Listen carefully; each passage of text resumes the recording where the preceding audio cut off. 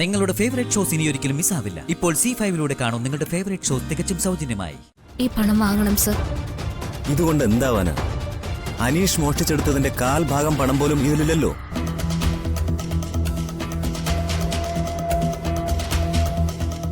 ഇത് വാങ്ങിയിട്ട് കേസ് പിൻവലിക്കാനൊന്നും ആവില്ല പെങ്ങളെ. Sir please sir. അനീഷ് കട്ടെടുത്ത മുഴുവൻ പണവും ഇപ്പൊ തന്നെ കിട്ടിയേ മതിയാവും. ഒരു സീരിയസ് ഇഷ്യൂ ഉണ്ട്. എന്തുപറ്റി?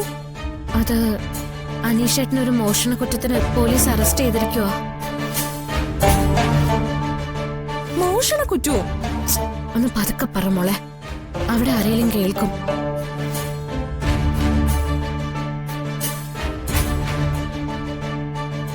ഇല്ല ചേച്ചി, ഇവിടെ ഇപ്പൊ ആരുമില്ല.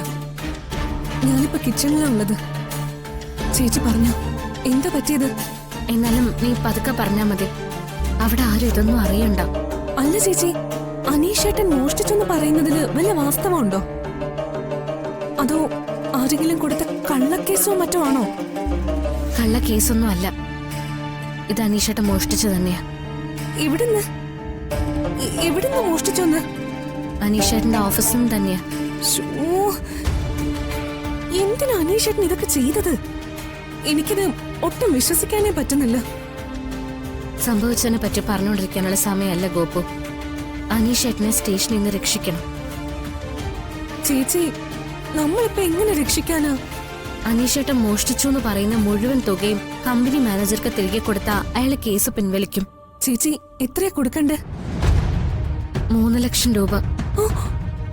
3 ലക്ഷോ? അതെ മോളെ, 3 ലക്ഷം.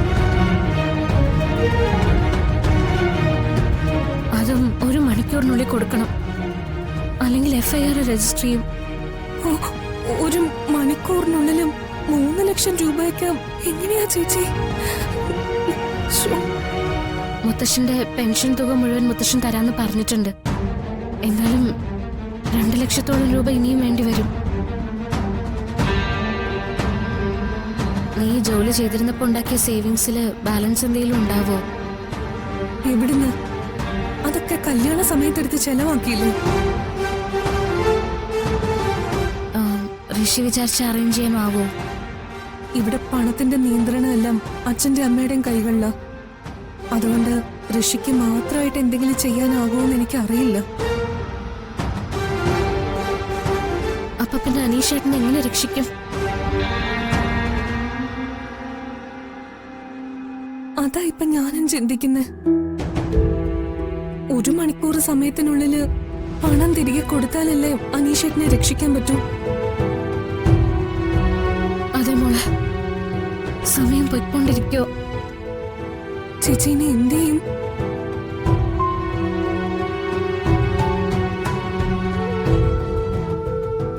ദേവികയും വീട്ടുകാരും എന്തോ പ്രശ്നത്തിൽപ്പെട്ടിരിക്കുക.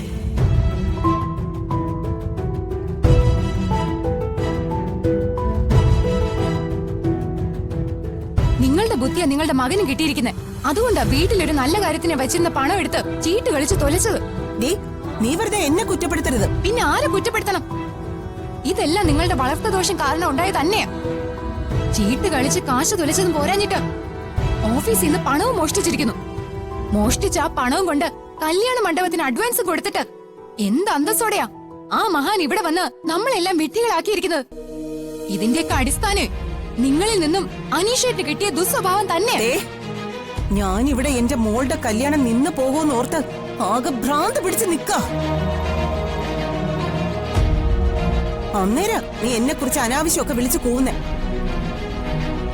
അനീഷിന് എന്തെങ്കിലും സ്വഭാവ ദൂഷ്യം ഉണ്ടെങ്കിലേ അത് എന്റെ കുറ്റം കൊണ്ടൊന്നുമല്ല. അടയ്ക്കാണെങ്കിലും മടിയിൽ വെക്കാം. അടയ്ക്ക മരം ആയാലേ ഒന്നും ചെയ്യാൻ പറ്റില്ല. തെറ്റും ശരിയും തിരിച്ചറിയാതിരിക്കാനേ അവൻ കൊച്ചുകുട്ടിയൊന്നും അല്ലല്ലോ. കൊച്ചിലെ നുള്ളാഞ്ഞാലേ കോടാലി കേക്കില്ലെന്ന്. അമ്മേ, നിങ്ങളൊന്നും മിണ്ടായിരിക്കുന്നുണ്ടോ? എടി, ഇവൾ എന്നെ കുറ്റപ്പെടുത്തുന്നത് നീ കേൾക്കുന്നില്ലേ? മഞ്ജു, നീ ഒരു കാര്യം മറന്നു പോവരുത്. അനീഷിന് എന്ത് കുറവുണ്ടെങ്കിലും അവൻ ഒരു കുറവും ഇല്ലാതെ ഈ വീട് നല്ല ഭംഗിയായിട്ട് നോക്കുന്നുണ്ടല്ലോ, ഇല്ലേ? എങ്ങനെ? അനീഷേട്ടൻ ഈ വീട് ഭംഗിയായി നോക്കുന്നോ? എന്നെ കൊണ്ട് ഇനി ഇതിൽ കൂടുതൽ പറയിപ്പിക്കണ്ട. ദേവികയുടെ കാരുണ്യം, അതുകൊണ്ടാ നമ്മൾ എല്ലാവരും ഇവിടെ ജീവിക്കുന്നേ. അവളുടെ ഔദാര്യം ഇല്ലായിരുന്നെങ്കിൽ നമ്മൾ എല്ലാവരും ഇവിടെ പട്ടിണി കിടന്ന് ചത്തു പോവായിരുന്നു. അതുകൊണ്ടേ അനീഷേട്ടൻ കുടുംബം നോക്കിയതിന്റെ കണക്കൊന്നും ഇവിടെ പറയണ്ട. നിങ്ങൾ നിങ്ങളുടെ പുന്നാര മോനെ വെറുതെ ന്യായീകരിക്കാൻ ശ്രമിക്കാൻ വേണ്ട. മുള്ളിന്റെ ചുവട്ടില് മുള്ളല്ലേ കിളിർക്കൂ. ചുമ്മാ അമ്മയുടെ മെക്കെട്ട് കയറാൻ നോക്കണ്ട. ഞാനിത് കണ്ടോണ്ട് നിൽക്കില്ല.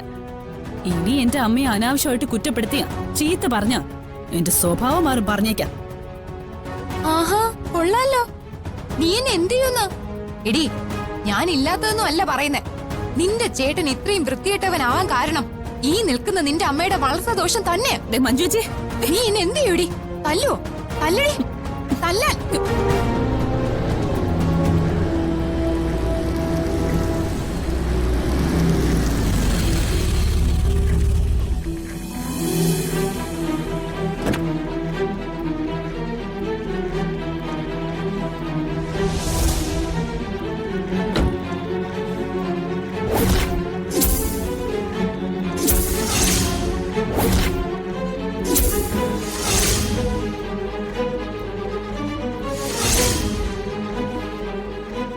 അയ്യോ, ശ്രീകല ആന്റി.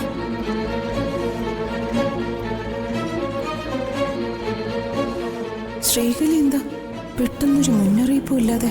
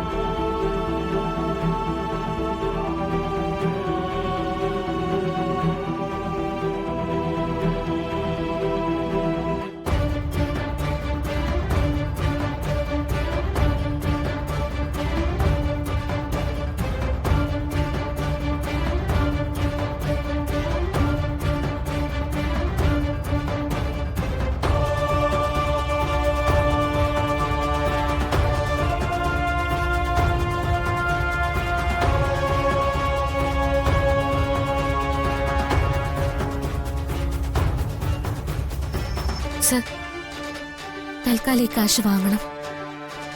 ബാക്കി തുക ഉടനെ ഞാൻ തരാം. എത്ര കഷ്ടപ്പെട്ടിട്ടായാലും ആ രൂപ ഞാൻ സാറിന് തന്നിരിക്കും. അനീഷേട്ടൻ മോഷ്ടിച്ചെടുത്ത മുഴുവൻ പണവും ഞാൻ തന്നിരിക്കും. സാർ ഇപ്പം ഇത് വാങ്ങിയിട്ട് ദയവേദി കേസൊന്ന് പിൻവലിക്കണം. ഈ പണം വാങ്ങണം സർ. ഇതുകൊണ്ട് എന്താവാനാ? അനീഷ് മോഷ്ടിച്ചെടുത്തതിന്റെ കാൽ ഭാഗം പണം പോലും ഇതിലില്ലല്ലോ.